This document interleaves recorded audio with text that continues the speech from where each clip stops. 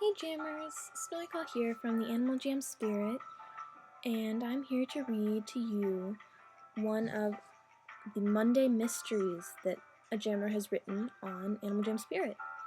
And yes, it is not Monday, but it is from Monday. But because of time schedule and stuff, I didn't read it on Monday. Anyway, this mystery is about Zios' necklace. This strange, almost phantom-like necklace that hangs from Zios, which is kind of strange seeing as he left before the phantoms came, and also it seems that they haunt his grave. So we're not really sure about why these phantoms hang around Zios so much. But Hannah Hand Mimai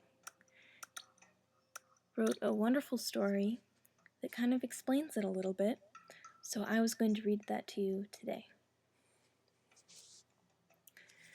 The Sky Father, Zios, wore a mysterious silver necklace.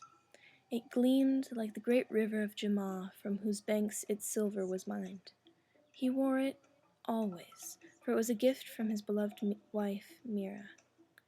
There was a heavy charm in the shape of an oval with something like feet, and it had a single glowing peridot eye, which was dazzling in the light. It had a somewhat haunting appearance, and a deadly resemblance of what was only then hidden in the fogs of future. One day Zios took off his mask of gold, told Mira to keep it hidden away in his tempo, for he was leaving. Mira was worried for Zios and begged him not to go, but Zios insisted. "I will come back some day," Zios promised her firmly. Reluctantly, Mira watched him go, waving her sapphire wing in goodbye. Mira missed him immediately, before his figure even left her sight. For this reason, instead of hiding it, Mira hung his mask outside the temples where she could see it every day. Zios had never revealed to Mira where he was going, and so as the days and then weeks went by, Mira became increasingly anxious. Finally, a year went by, and Mira decided Zios must be dead. She wept all night, and her tears pattered like rain on the dirt.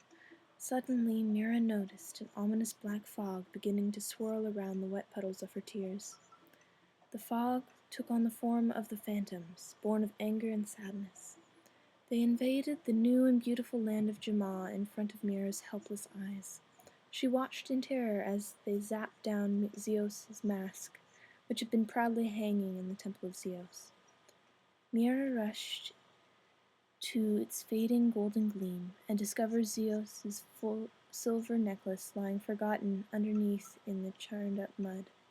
She picked it up, and its single peridot eye sparkled in the disappearing light. Mira let out a cry of despair, for she knew that when the mask of Zios had fallen, Zios too had perished. She knew she should have listened to her husband and hidden his mask away in the safety of the temples, listened to him and believed his word he would come back. So Mira sadly watched, her heart heavy with regret, as the phantoms of her tears began to destroy Jamaa. She couldn't lose Jamaa too.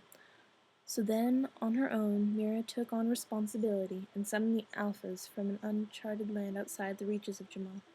They defeated the phantoms and restored peace to Jamaa once more. Some phantoms still haunted the darkest shadows, but they dared not attack. Mira hung Zios' necklace, her gift to him, in gem-marked clothing, under a carving of his fallen mask of gold. It was then that she noticed the striking resemblance. Whenever Mira's lonely spirit visits Jamaa Township's little clothing shop in secret, she sees Zios' necklace. It seems as if it was the dark and evil phantom's way of mocking her and her lost husband, but Mira has not yet given up hope. After all, Zios gave her a promise that he would return.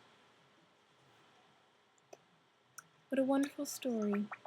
Thank you so much for sending it in. And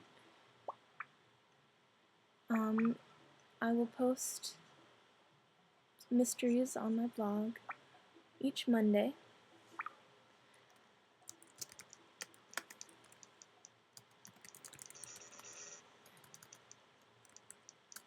And, of course, keep checking by for daily updates and just interesting things that are going on in Jamaa.